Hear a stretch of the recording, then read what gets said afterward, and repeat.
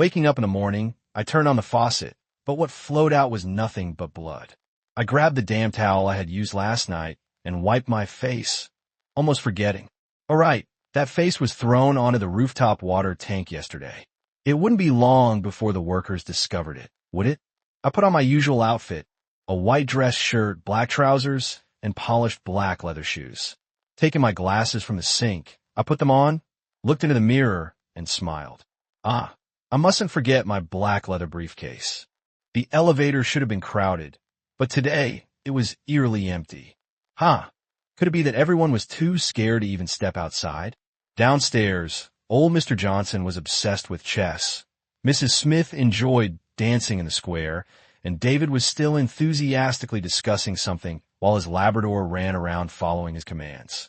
My God, what a way to start the morning, scaring people like this.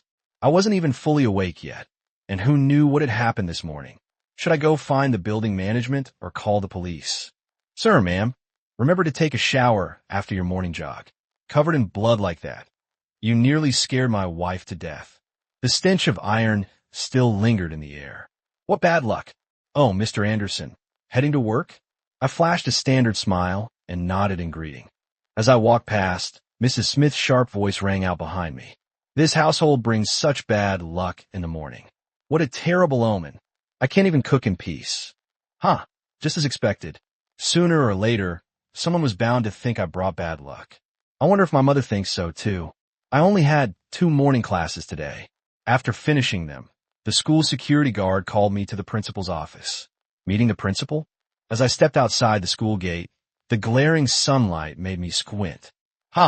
Is today another perfect day for a promotion or a raise? I hadn't even finished my meal when I returned to the apartment complex. The entire area had been cordoned off with police tape.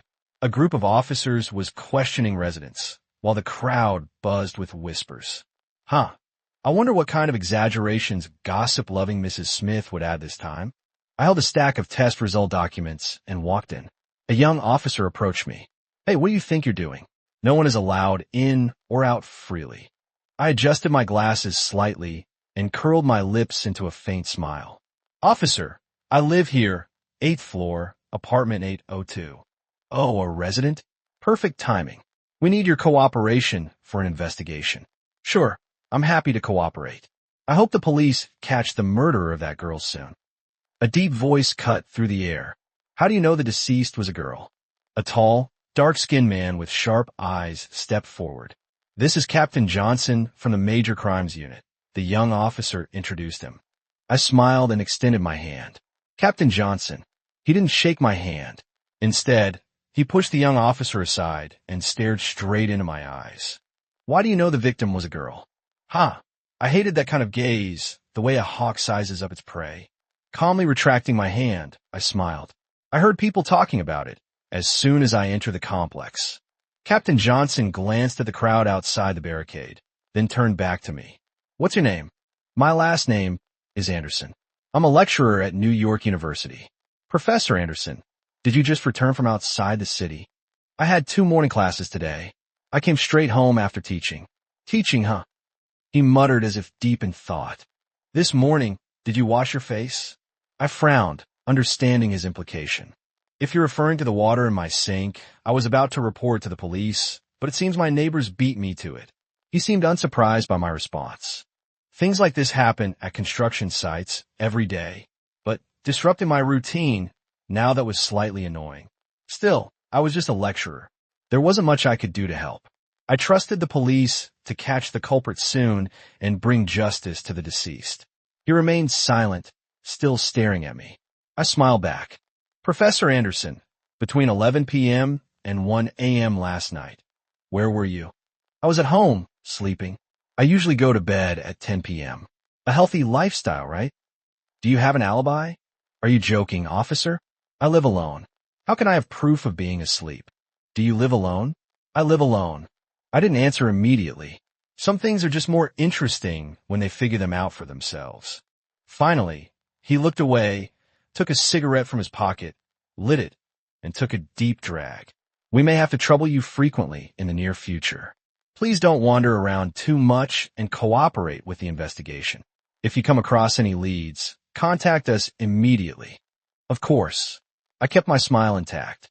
He stepped aside, making way for me. I nodded at the two officers before walking into the building. The gaze behind me never left. Annoying, but not exactly a problem. As I reached the elevator, several officers were carrying out a stretcher covered with a white sheet. From it, something seemed to be dripping onto the floor. A woman covered her face, sobbing uncontrollably, while Mrs. Smith followed closely behind. I stepped aside. How unlucky. How fake. I glanced inside the elevator, stepped in, and pressed the button for the 8th floor. Looking up at the surveillance camera, I flashed a standard smile. Except this time, the curve of my lips was slightly wider than usual. Chief, do you think there's something off about Professor Anderson? Watching the figure pressing himself against the wall to make way for the stretcher, the young officer muttered, I don't know, but he's definitely not simple. At 10:30 p.m., after finishing a hot pot meal, I placed my worn-out shoes on the highest shelf of the shoe rack and got into bed. That damn Labrador had kept me up an extra 30 minutes. In the darkness, a snake coiled tightly around a chicken. Only when the chicken stopped struggling did the snake slowly loosen its grip. Suddenly, a shadow loomed over both the snake and the chicken. The snake raised its head, poised in a defensive stance. Under the bright moonlight, a pair of emerald green eyes gleamed. It was a dog. It bared its teeth, stuck out its tongue, and let out a low growl. Just as the snake and the dog were locked in a silent standoff, an eagle swooped down, its sharp talons seizing the snake's weak spot before soaring back into the sky. Cold sweat drenched my forehead as I jolted awake from the dream. Sitting up, I leaned against the headboard, wiping my face, trying to steady my breathing. Why was I dreaming about this? It must have been that annoying gaze from earlier today getting under my skin. Suddenly, the sound of a dog barking echoed outside. Once, then again. I reached for my glasses on the bedside table and put them on. My fingers trembled slightly as I clenched my fist. Without turning on the lights, I walked to the window, relying on the moonlight. Under the street lamp, a white Labrador was circling around, barking repeatedly, looking agitated. I chuckled softly. Am I actually thinking about that dog? Maybe it's just another abandoned soul, like me. What a shame. I glanced at the fridge and touched my stomach. At 6 a.m., I was woken by a series of urgent knocks at the door. It was the water supply workers. Due to the water tank incident, the police had ordered a replacement of the water supply for safety reasons. So, every day, workers from the next building would bring over water twice. I nodded, thanked them politely, and set down the 2 water containers I had just received. As I turned to close the door, I noticed the worker knocking on the door of apartment 801. Should I tell him? Would that door even open for him? Forget it. Not my business. I shut my door. The knocking outside continued intermittently for 2 minutes before finally stopping. I opened the fridge. Do I have anything left to eat? Nothing. Maybe I should go out for breakfast. I grabbed a black plastic bag from the fridge and stuffed it into the trash bag in the living room. Then, I gathered the trash from the kitchen and bathroom and took it outside. After changing clothes and putting on my glasses, I stood in front of the mirror, adjusted my smile, and stepped out. Today was Saturday. No need to bring my briefcase. On the 5th floor, I ran into David in the elevator. He looked slightly anxious, but when he saw me, he forced a smile. I politely returned it. Look at that. Everyone wears that kind of smile. Am I the only one who does it sincerely? Professor Anderson, are you taking out the trash? Yeah, just throwing it away. He hesitated for a moment, then asked, Have you seen my Lucky? Lucky, my Labrador. My wife named him. Nice name, right? I didn't really care. David looked a little disappointed, but nodded slightly. When we reached the ground floor, I politely said goodbye and genuinely wished him luck in finding Lucky. As I stepped out of the apartment complex, I noticed the trash bin by the entrance was still as full as yesterday. Someone was supposed to empty it, weren't they? After greeting a sanitation worker who was loading trash on his cart, I walked up, exchanged pleasantries, and casually tossed my own garbage bag into his cart, saving him some effort. Unexpectedly, he genuinely thanked me, his face lighting up with happiness. How polite. Now, what should I eat? I needed to think about it. 8:30 a.m. Right on cue, a knock at the door. It was Captain Johnson along with the young officer from yesterday. I warmly invited them in and poured 2 cups of freshly boiled water. Captain Johnson took a sip before speaking. Professor Anderson, sorry to bother you again. We need to ask a few more questions and hope you'll cooperate. Officer Tom, take notes. The young officer sat upright, ready to jot things down. I gave my standard smile. Of course, cooperating with the police is a citizen's duty. Full name, Anderson Smith. Age, 38. What a coincidence. Professor Anderson was born in the year of the snake, right? That's correct. I glanced at Captain Johnson. Today, he wasn't staring at me as intently as yesterday. On the night of September 4th, 2 nights ago, did you notice anything unusual? I'm a deep sleeper. Didn't hear a thing. Do you know Emily? That sharp gaze locked onto me again. The name sounded vaguely familiar. She lived on the 7th floor. Mrs. Smith's daughter. Ah, so that's who she is. What happened? Do you have any impression of her? We've only run into each other a few times when she was out with her mother. A pretty girl, seemed filial. Other than that, I don't know much about her. Did you know that she was the victim? Who do you think could have done such a thing to her? Hearing that question, I immediately grasped the situation. I didn't know before, but now I did. The real question was, why should I answer? Professor Anderson, weren't you at all curious when you got back yesterday? Didn't you want to know who the victim was? His gaze suddenly sharpened as if trying to pierce through me. I smiled. I'm not the nosy type. Just then, a knock at the door interrupted us, accompanied by the sound of a dog barking. I frowned. Interesting. Excuse me for a moment. Captain Johnson gestured. Go ahead. Outside the door stood 2 officers, holding onto a police dog. The dog's cold, piercing eyes were even more menacing than the Labrador from yesterday. Before I could even greet them, the dog lunged at me, barking furiously. I noticed a tiny marking near its eye, a distinctive feature that made it easily identifiable. The leash was stretched so tight it seemed on the verge of snapping. The dog was practically pouncing on me. How irritating. I took 2 steps back.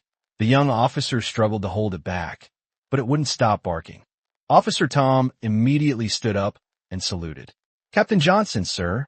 We were heading to the 9th floor for questioning, but Max stopped at the 8th and refused to go any further. Max Lucky. Such interesting names. Captain Johnson looked at the dog, then at me. His gaze was filled with certainty. Professor Anderson, as you may know, police dogs have the most sensitive sense of smell. What's on you that's making it react so aggressively?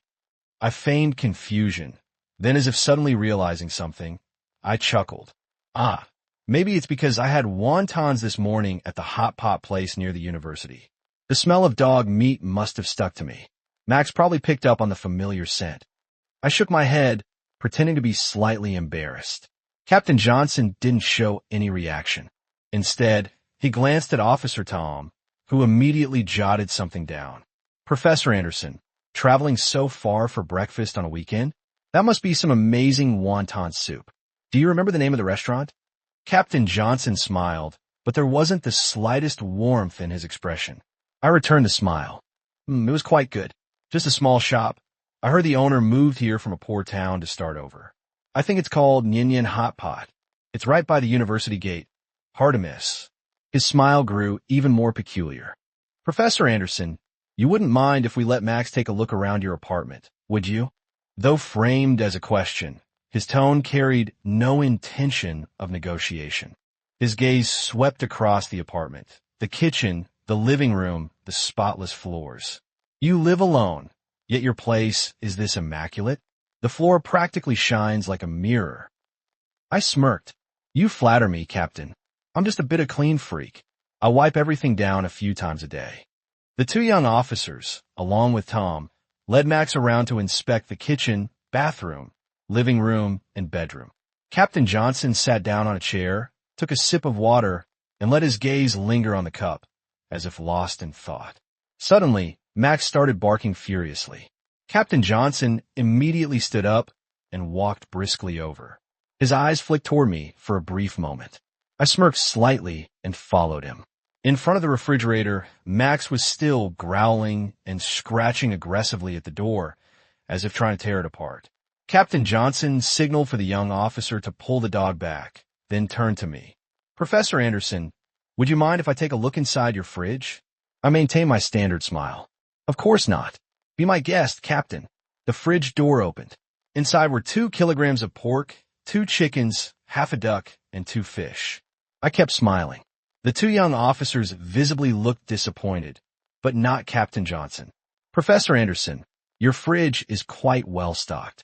I like going to the supermarket, so I tend to buy in bulk." He looked at me, as if trying to extract something from my expression. Officer Tom rushed over and shook his head at Captain Johnson. "Professor Anderson, thank you for your cooperation. If we need to take samples for testing later, we hope you'll continue to assist us." "Of course. I'm always willing to help." I saw them out with a smile. Just as they reached the door, Officer Tom received a phone call. His eyes flashed with surprise. "Understood. I'll return immediately." He turned to Captain Johnson and whispered something. Then they quickly left. I glanced at apartment 801. How much longer until they finally find out? Closing the door, I looked at the 2 new water containers outside. Then I looked at the 2 cups of water on the table. Taking a sip, I chuckled softly. After all, we've all been drinking from the same source, haven't we? Around noon, several officers wearing white lab coats arrived at my apartment. They sprayed luminol reagent on the fridge, living room, floors, and even the walls. Of course, they found nothing. As expected, they weren't entirely incompetent. As they were leaving, one officer accidentally bumped into the shoe rack by the door, causing several pairs of shoes to fall to the floor. He bent down, about to help put them back, but suddenly froze midway. Looking up at me, he said, "Sorry about that, Professor Anderson."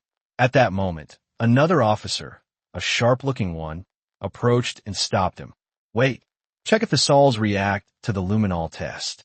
A few minutes later, 4 or 5 officers simultaneously looked up, their expressions complex as they stared at me. I frowned slightly and let out a soft chuckle. "Oh, something new." One officer spoke in a low voice. "Professor Anderson, we need you to come with us to the station." The officer who had bumped the shoe rack sighed slightly, as if with regret, and added, "We've detected blood on the soles of your shoes. We need to take samples for testing. Before the results come back, you should consider cooperating honestly." I kept smiling, unchanged. "Then, officer, can you tell me whose blood it is? I wore those shoes outside yesterday. I could have stepped on anything on the street. Who's to say it isn't just animal blood?" The officer didn't respond, only said, "That will be confirmed once the sample is analyzed. Please come with us." "All right, but give me a moment to close my bedroom window. It might rain tonight, and I wouldn't want my floor getting wet." At the New York Criminal Investigation Unit, Captain Johnson was listening to Officer Tom's report. "Captain, forensics has confirmed that the victim died from asphyxiation leading to shock, followed by a deep cut to the wrist and cardiac artery with a sharp object, causing excessive blood loss and resulting in death. The estimated time of death was between 11:30 p.m. and 12:30 a.m. on September 4th. There were no signs of struggle on the body, but there were clear drag marks formed before the victim died. Additionally, forensic analysis has identified that the blood in the rooftop water tank contains 3 different blood samples. The first, and most abundant, belongs to the victim. The second belongs to another woman, though in a smaller quantity. The third is from a canine species, possibly a dog or a wolf, but the amount is significantly lower than that of the victims. It's most likely dog blood. Captain Johnson fell into deep thought. That means, aside from the killer, there was another woman and a dog involved in this case. According to the victim's mother, Emily loved dogs and often fed the stray ones around the complex. But because her mother was allergic to fur, their family never kept a dog. Then the second blood sample could belong to the killer or another victim, or perhaps a surviving witness. Hearing this, Captain Johnson's gaze turned ice cold. He repeatedly tapped his fingers against his lighter. What about the neighborhood investigation? Apartment 701 was where the victim lived with her mother. Her father was working on an out-of-town construction project and only returned today. Neighbors described the victim as a beautiful young woman who wore heavy makeup and was rarely seen outside during the day. However, she often accompanied her mother on walks or shopping trips, always polite, never in any conflicts. According to her mother, on the night of the murder, Emily left home around 7 p.m. with a backpack, saying she was meeting a friend and would be away for 2 days. Her friends mentioned that recently, she had been struggling with loan sharks and had been pressured for repayment. But on the afternoon of the incident, she suddenly told a friend that she had managed to gather enough money. However, her mother insisted that Emily never borrowed from her or any relatives. That night, a resident on the 10th floor reported hearing a dog barking loudly, but no one on other floors heard anything. Meanwhile, a resident on the 6th floor, who suffers from insomnia and stays awake until 3 or 4 a.m., reported seeing David's dog from the 5th floor running upstairs around 11 p.m. But aside from that, he didn't see anyone else using the stairwell. Most notably, the elevator security footage does not show the victim leaving the building that night. Officer Tom pulled out a few photographs from the case file. The next morning, the security camera captured Professor Anderson and David taking the elevator together to the 5th floor. At the time, Professor Anderson was carrying a black trash bag that appeared quite heavy. Meanwhile, David was searching around the residential complex as if looking for something. His actions seemed highly suspicious. Also, we visited the Nyen Nyen Hot Pot restaurant near the university to verify Anderson's alibi. We found that he never went there that morning.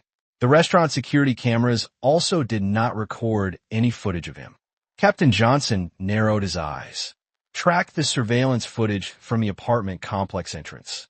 Find out where he disposed of that trash bag. If we locate it, retrieve it for analysis immediately. Also, investigate what David was searching for. One more thing. What exactly did Professor Anderson say? He stood up, looking visibly agitated.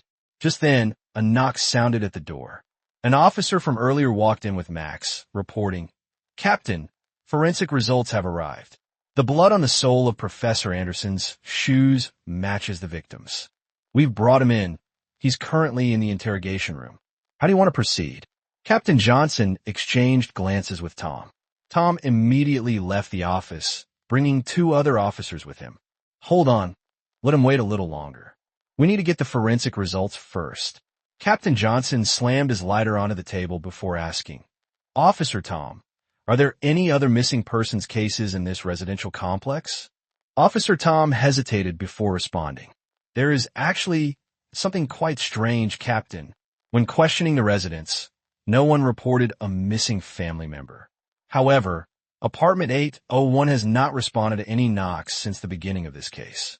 According to the building management, that apartment belonged to an elderly woman who lived alone. She rarely went outside and didn't interact with neighbors.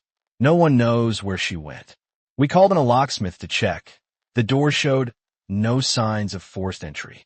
But inside, everything was covered in a thick layer of dust, suggesting that no one had lived there for quite some time. The apartment was tidy, not ransacked, yet her whereabouts remain unknown. Captain Johnson immediately turned to Officer Tom. "Conduct a thorough search of Apartment 801. Look for hair samples, saliva, or any biological traces. Compare them with the DNA from the second blood sample in the rooftop water tank." "Understood, Captain." In the interrogation room, I've been sitting there for almost 20 hours. I wonder how much they had found. If they had real evidence, they would have questioned me by now. If not, they were just stalling, hoping to wear down my patience. Either way, I valued my sleep. Unfortunately for them, such tactics were useless unless executed flawlessly. Judging by their pace of investigation, they would need another 24 hours, or perhaps longer. But the presumption of innocence was a fundamental principle. Without evidence, they'd have no choice but to release me. In the surveillance room, Captain Johnson remained fixated on Anderson's image on the monitor. Since yesterday afternoon, Anderson had maintained a calm and composed demeanor, as if he had everything under control. His unease from the previous day seemed like an act, or perhaps it had never existed at all. Every move he made was textbook perfect, accepting water, taking a blanket, always polite, always smiling. At first, he seemed pleasant and well-mannered, but after a while, his composure felt unnatural, almost unsettling. It made you want to tear off that fake expression and see what lay beneath. Just then, Tom walked in reporting, "Captain, we searched the landfill for Anderson's trash bag. But according to Waste Management, the entire city's garbage from yesterday had already been crushed and prepped for disposal. It hasn't been transported yet, but the sheer volume and level of destruction make it impossible to retrieve anything. Even if we find something, there's no way to prove it belonged to Anderson. We've lost any potential physical evidence. As for apartment 801, here's what we found. The elderly woman living there moved to this city from New York 5 years ago. She had 2 sons and 3 grandchildren, but cut off contact with her family more than 20 years ago. We've sent officers to New York to investigate, but there's no news yet." Tom hesitated before continuing. He glanced at Captain Johnson, and upon meeting his piercing gaze, quickly turned away. As for Anderson, according to records, he's 38 years old, born in New York City, but grew up in an orphanage. He only moved here after getting into New York University. He earned his bachelor's, master's, and PhD there before becoming a lecturer. Colleagues describe him as well-mannered, polite, and never involved in conflicts.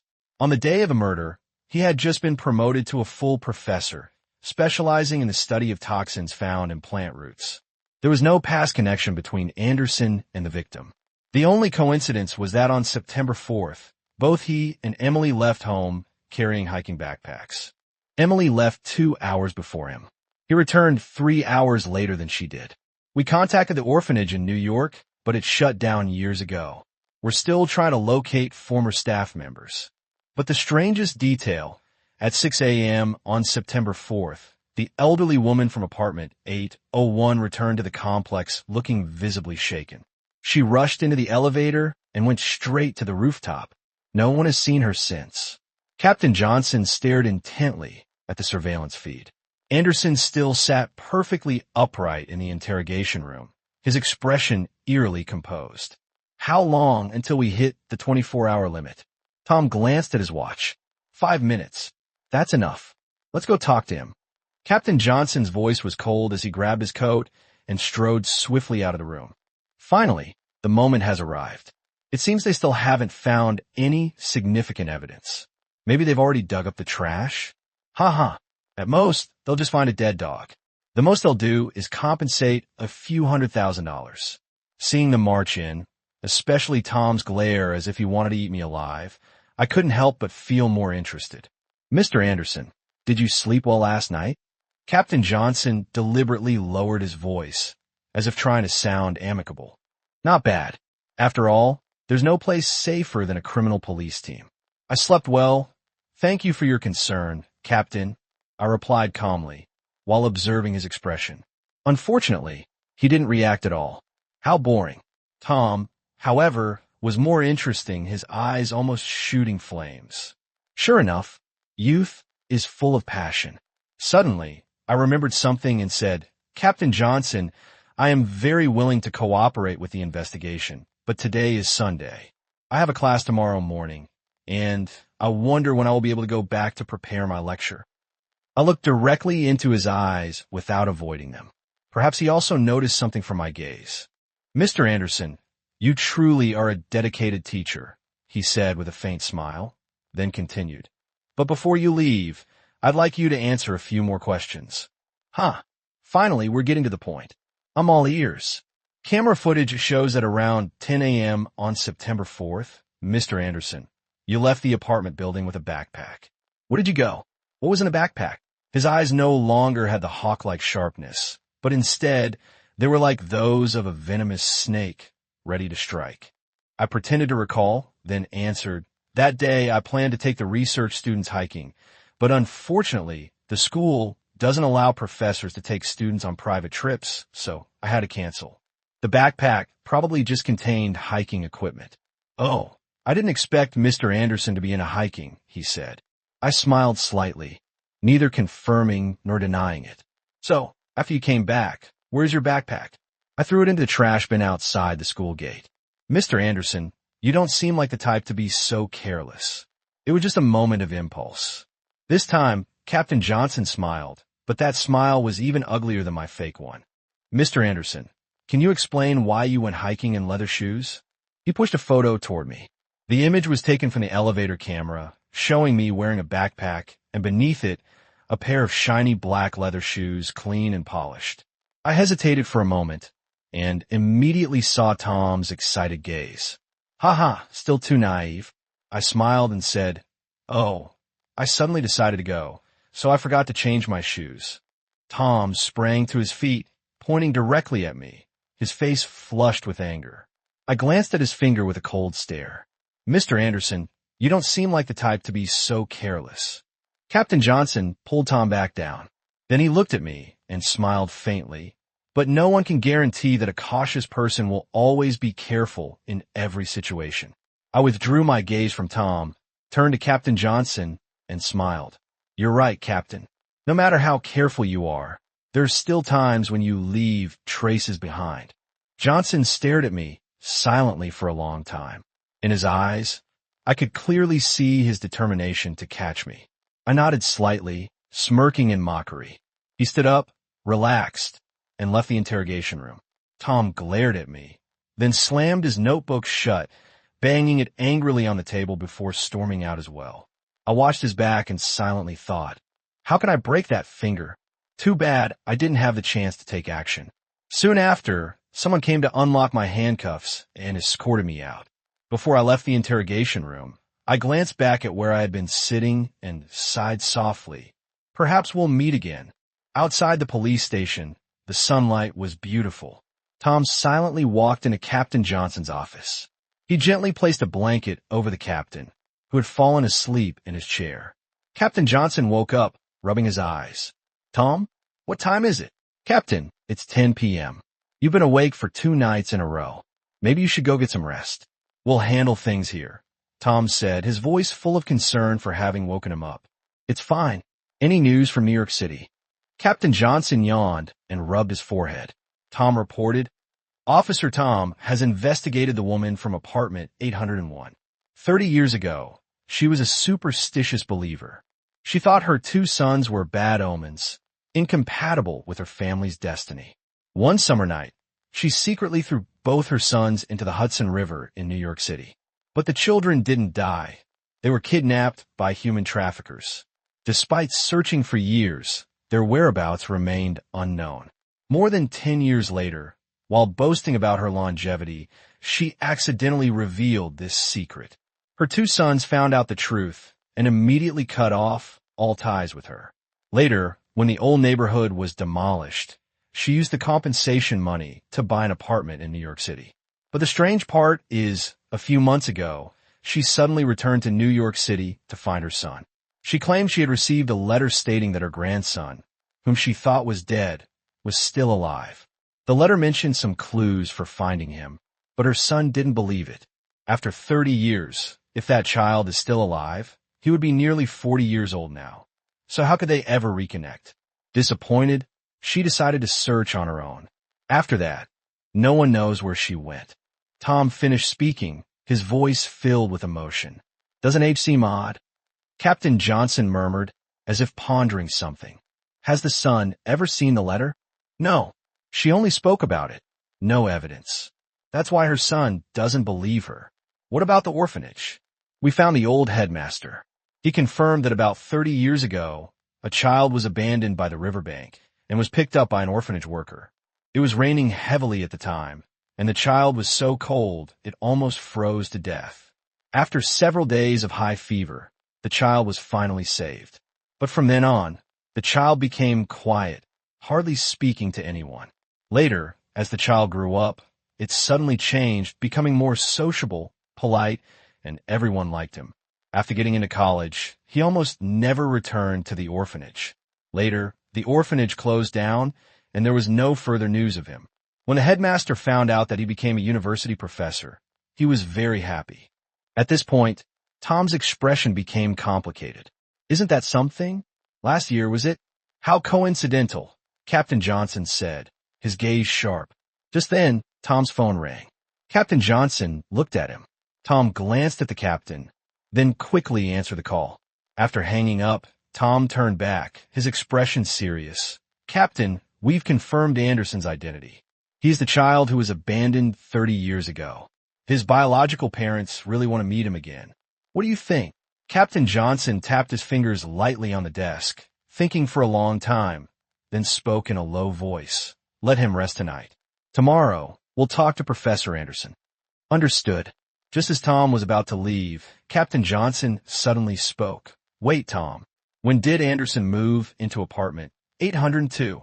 Tom flipped through the files quickly, his eyes suddenly lighting up. Yes, 8 months ago, Captain. The grandfather clock on the wall ticked steadily. Captain Johnson looked up. It's nearly 11 p.m. Go get some rest. Tomorrow, we'll clear everything up with Professor Anderson. I woke up because the bright sunlight was shining through the window. The morning light was so intense that I couldn't even open my eyes and could only raise my hand to shield them. Actually, 3 days ago, I didn't want to wake up anymore. 3 years of obsession had come to an end. Perhaps life no longer had any meaning. But thinking about those hawk-like eyes, thinking about playing with him for a while, seemed like it might bring some joy. The only question was, how long would this game last? What should I do next? I walked in the bathroom and turned on the tap. The dark red water in the sink had returned to normal. Looking at myself in the mirror, it was still the same familiar face. I put on a white shirt, slipped on my shoes, and turned off the lights. Oh, these shoes haven't been washed, and they still stink of that girl. Well, I'll just change into another pair. As I reached the door, I suddenly remembered. Where's my handbag? All right, I threw it away last time and still haven't bought a new one. I must remember to do that today. Well, I'm not sure if I can even go outside today. I opened the door, and 2 pairs of eyes were staring at me. I already knew this was going to happen, but it still bothered me a bit. So, I didn't look them straight in the eye. Mr. Anderson, sorry to trouble you again. We've already taken care of your morning teaching break, said Captain Johnson in his usual calm voice, as if he were just asking whether I'd had breakfast. So annoying. Captain Johnson, you're truly a dedicated police officer. This city is lucky to have someone like you. I replied sarcastically, but still leaned aside to let them in. I poured 2 glasses of water, suddenly feeling a bit regretful. I should have made them drink the stale water for a few more days. Captain, if you have any questions, feel free to ask directly, I said, sitting down, leaning back in my chair, trying to look casual. Captain Johnson intertwined his fingers, ready for a long conversation. Tom opened his notebook. I wondered, what did they know? Even if they knew something, they had no evidence. Mr. Anderson, I heard you came from New York City to study at university. Do you have any relatives there? Have you been back recently? I couldn't help but laugh. Haha. So you finally managed to dig up something about the orphanage? Police officers are such hypocrites, pretending to ask when they already know. Captain Johnson must have investigated this already. I grew up in an orphanage. I don't have any relatives, I replied. Ah, according to what we know, you were in the orphanage from around 5 or 6 years old. Do you remember anything from before that? His eyes were full of curiosity. I silently sneered. If you know I had a high fever and almost died back then, I guess you can figure it out, right? I don't remember anything. But even if I could, I wouldn't want to. I intentionally let a bit of regret and helplessness show. He must have noticed. Captain Johnson twirled his glass in his hand, his tone still calm. Mr. Anderson, we've found your relatives. Would you like to meet them? I didn't expect this. I raised my glass of water, took a sip, and replied casually. How could I meet them when I've never seen them before? I don't want to meet them. But they really want to meet you. They're right here in this city. You must have met them before, he said, trying to stir up my emotions. Haha, I didn't care. He stared at me and then said softly, You've had contact with the elderly woman living in apartment 801, right? I pretended to be surprised. Oh, I've met her a few times. Seems quite familiar. Turns out there's a blood relation. I almost felt nauseous with myself. Was her filthy blood running in my veins? Mr. Anderson, do you know where she's gone? Captain Johnson's tone was gentle, but his eyes were sharp as knives. I tensed up. What should I do? Should I give him a hint? But it wouldn't matter. I only found out about this today. I didn't pay much attention before, but a few months ago, I heard she left the apartment complex, saying she was going to visit a crocodile farm in the suburbs. I couldn't help but picture the crocodiles crammed together in the swamp. The feeling of disgust surged up. She liked crocodiles? Perhaps she had already become their food. As expected, Tom froze, looking at Captain Johnson with a horrified expression. Of course, Captain Johnson continued to stare at me, not bothering to glance at Tom. 1 point for me. This was an important piece of information. Thank you, Mr. Anderson, for providing that clue, Captain Johnson said calmly, but I could detect a hint of gritting teeth beneath his voice. Haha, Mr. Anderson, your relatives left New York City this morning and are expected to arrive at the police station at 2 p.m. We hope you can meet them. No escaping this, huh? Those faces. Hopefully, it's only that one person. That would be a relief. Captain Johnson is busy with a criminal case, but still takes the time to handle my personal matters. I really appreciate it. My usual smile almost faltered. If I kept talking, I might not be able to stop myself from punching him in the face. Luckily, he knew when to stop. Well, I won't keep you any longer. We'll meet again this afternoon, he said as he stood up and walked leisurely. I walked them to the door, still smiling. They were probably on their way to the crocodile farm now. Too bad, the weather was so nice today. I wonder how many more pieces of the body are left. I smiled faintly, but immediately my expression turned grim. In the afternoon, I entered the bathroom, splashed water on my face, and placed my hands on the sink, looking at my reflection on the water surface. Gradually, my face transformed into another face, a little girl with her hair tied in pigtails.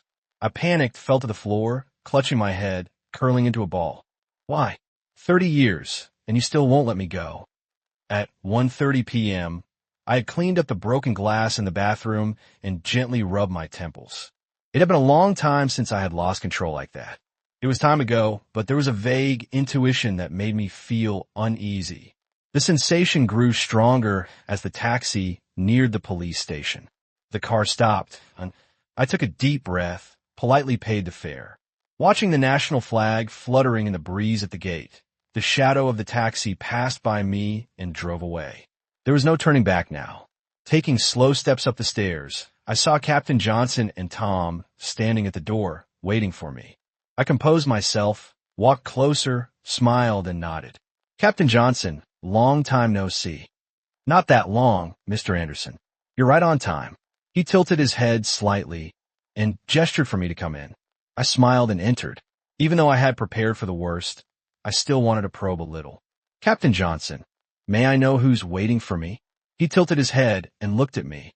More than a dozen people. Your parents, uncles and aunts, siblings, and their children. The smile on my face stiffened when I heard the words uncles and aunts.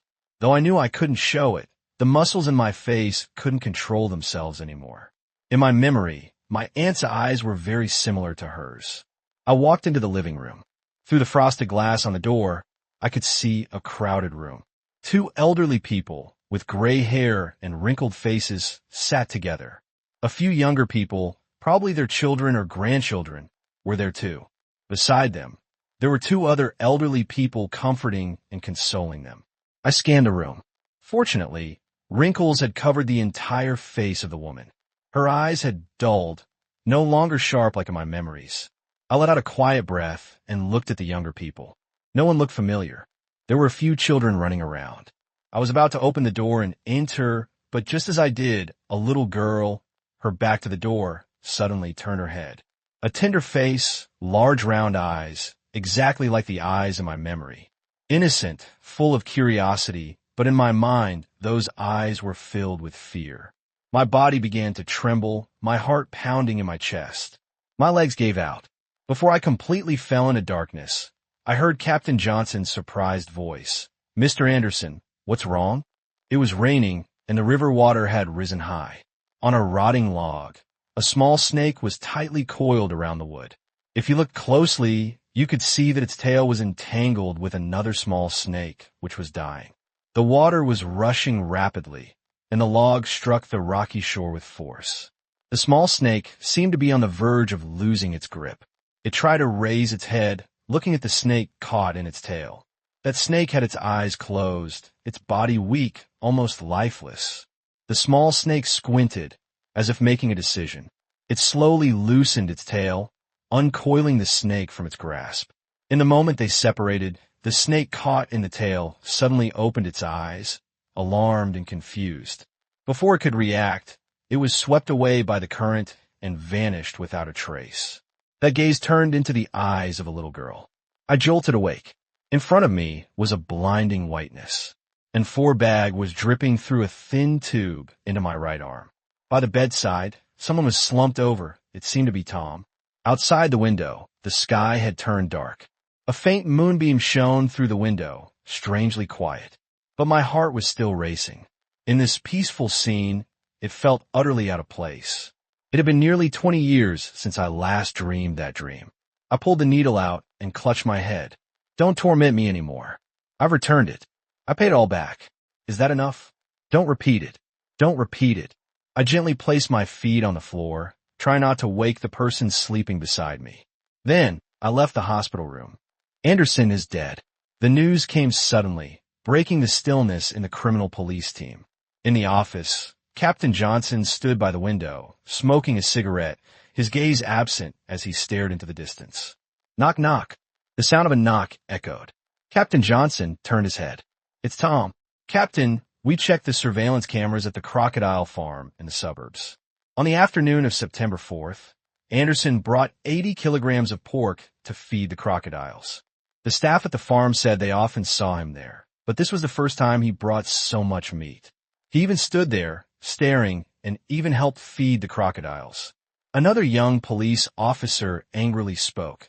He did this to destroy the evidence. He mixed pork with human meat and threw it to the crocodiles. It's so cruel. That's just a guess. Captain Johnson exhaled a puff of smoke, his tone indifferent. Without evidence, even if we know, there's nothing we can do about him. So what? Are we just going to let him get away with it? The voice was full of impatience. Captain Johnson didn't respond. Is this case going to turn into a cold case? At this moment, another officer rushed in, not even bothering to knock. His voice was full of panic. Captain, Anderson is dead. Tom and Tom turned their heads in unison, their faces filled with shock. What happened? Captain Johnson's voice remained calm, but there was no hiding his surprise and disbelief. Last night, I was assigned to keep watch over him at the hospital. This morning, when I woke up, I found he had disappeared from his hospital bed. We immediately went to his apartment. The door was unlocked. He was found dead in bed. The coroner confirmed the cause of death was cyanide poisoning. Time of death was around 5 a.m. today. Forensics confirmed there were no signs of foul play. It's likely suicide, Tom quickly reported. Dead. Captain Johnson murmured, clenching his fists. So, this case has really become a cold case? Captain. Tom hesitated, then slowly spoke. Just now, Uncle Johnson from the apartment building sent you a letter. Tom took out an envelope, his expression somewhat strange. Captain Johnson walked over and took the letter. On the envelope, it read, To Captain Johnson, with respect. He stared at the name Anderson in the sender section. After half a minute of silence, he slowly opened the letter. Tom leaned in and whispered to Tom, What's this? Could it be a confession letter? Tom shook his head, still staring at the envelope. I don't know. Inside, there's just a newspaper. The newspaper article was a popular science piece about the animal world. In the natural world, eagles and snakes are mortal enemies. Most snakes become prey to eagles, but it is very rare for eagles to hunt venomous snakes, because if they don't strike the weak spot, they could be retaliated against. A venomous snake's bite may not kill the prey instantly, but it is enough to end the hunter.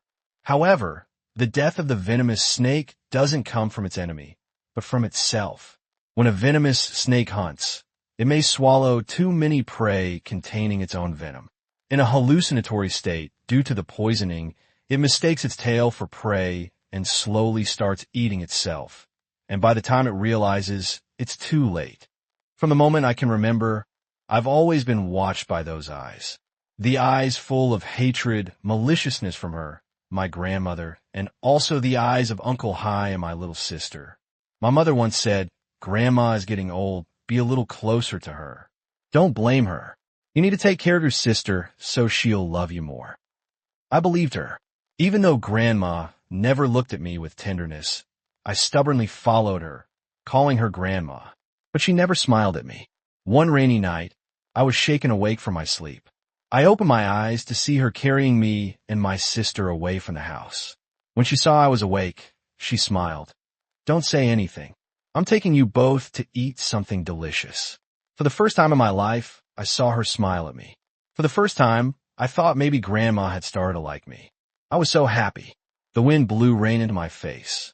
It was cold, but her arms around me were so warm. But by the time I realized what was happening, it was too late. We fell into the river. The current was strong. I struggled in the water, swimming toward the shore, shouting out desperately, "Grandma, save me!" But she just stood coldly on the shore, turned around, and walked away. I gripped my sister's hand tightly. We both slammed into a piece of floating wood in the river. I wrapped my arms around it, letting my sister hold on to me. Don't let go. Don't let go. My sister's dark eyes looked at me, clear and full of trust. She didn't seem to understand what was happening, but I knew. We wouldn't last much longer like this. We would both drown. I looked at my sister's two small braids, her innocent and adorable eyes. If it weren't for her, I might have lasted a little longer. Her trusting gaze made me hesitate, but my fear of drowning pushed me to make a decision. I slowly loosened my fingers one by one from around my waist. My sister started to get frightened. Her voice trembled. Brother, brother. I couldn't look at her. In the final moment, she was swept away by the current. I clung to the wood. Darkness slowly engulfed me. When I woke up, many people were surrounding me. They asked who I was, where I was from. I couldn't answer. I only feared one thing. If I spoke, they'd ask about my sister. And my sister had eyes just like Uncle High's. I remained silent. They gave me a new name, Anderson. They let me stay in the orphanage. It had been so long that I had forgotten my real name. Since that night, I've always dreamed of two little snakes clinging tightly to a piece of wood, struggling in the water. I haven't had a peaceful sleep since then. I started to hate talking, afraid to communicate with anyone, only daring to talk to myself. When I was 9 years old, my sister began to appear in my dreams. During the day, she appeared in the classroom, standing on the podium. At night, she appeared in the bathroom, grabbing my leg. At first, I was terrified, but then I gradually dared to look her straight in the eye. I even thought, if I kill you again, will you disappear? What if I touch you again? This time, will you truly disappear? When I was 16, I finally met Grandma again. She was holding hands with a little girl playing by the road, buying toys for her. The man beside her was the little girl's father, my Uncle High. I stared at them from the school gate until they went home. I wanted to know how to make my sister disappear. That night, I dreamed of it again. But this time, I made a decision. If you won't let me go, then I'll help you take revenge. Let's keep playing this game. My sister disappeared in my dreams, in the classroom, in the bathroom. Her figure gradually turned into an old woman with a cold smile of mockery. I was no longer afraid. I just wanted to stare at her, strangle her, tear her apart piece by piece. I began to learn how to hide my emotions, how to smile at everyone. Every day, I stood in front of the mirror, adjusting my smile. Everyone liked me. So all I had to do was smile to be liked. I smiled at them, but inside I mocked them. I worked hard, went to college, studied for a master's degree, then a PhD. In the end, I stayed to teach at the university. Sure enough, as long as you smile, as long as you please everyone, they become complacent and arrogant, thinking I'm just like them. But what right do they have to compare themselves to me? Do they think they can take something from me? Too bad. I still have an unfinished mission. I started investigating her. I know she severed ties with her family. I know she used compensation money to buy a house in this city. Even heaven is helping me, bringing her right next to me. But does she even remember me? I spent $50,000 to buy apartment 802 from couple. I didn't let her see me. The first time I met her again, she didn't recognize me at all. She even started a conversation with me. Oh, of course. How could she remember me? I started my plan. I slipped a letter under her door, then stood behind it, peeking through the peephole, watching her reaction. Sure enough, She immediately grabbed her bag and ran out of the house, her hand shaking as she locked the door. I could clearly see the expression on her face: stunned, horrified, frightened, and an endless hatred. There was only one thing missing: regret or pain. Huh. She never regretted it. She never felt guilty. She made a few phone calls. The next morning, I got the final call. The fish had taken the bait. At 5:30 a.m., I climbed the stairs to the rooftop and sat on the edge. From the 10th floor, the city looked so small. Small people with small lives. Could a small incident shake this whole world? At 6 a.m., the sun began to rise. Everything ends here. Will she come? Of course, she will. What's the point if she doesn't come? She came. When she saw me, she was a bit surprised. But she knew who I was. If she knows who I am, then let's play the final game. Grandma, do you remember me? She trembled, pointing at me with her finger, taking 2 steps back. I smiled even wider. Grandma, it's been over 30 years. Why are you so agitated to see me for the first time? Are you so happy that you can't say anything? I took a step forward. The sun rose, enveloping me in a layer of golden light. Do I look like a god? She started begging. No, don't do this. It was my fault. I threw both of you into the river, but I've been looking for you all these years. Ha ha. When she looked at me that night in the rain, was her gaze like it is now? Fearful, panicked. How interesting. Oh, so what's in your sleeve? I mocked her. She panicked, covering her arm. Do you want to kill me? Last night, you found a fortune teller. He told you that if you don't kill me today, I will strike back, right? I laughed. Too bad she's silent now. Trembling, she said, H, how do you know about that? I took a step forward, kicked the knife she had hidden in her sleeve, then grabbed her throat with both hands. She fell to the ground, offering no resistance, just like when I fell into the water and no one saved me. It's over. Slowly, she stopped struggling. The sun had fully risen. The whole world brightened, and I had completed my mission. Too bad. A shrill scream broke the silence. The girl on the 7th floor came out.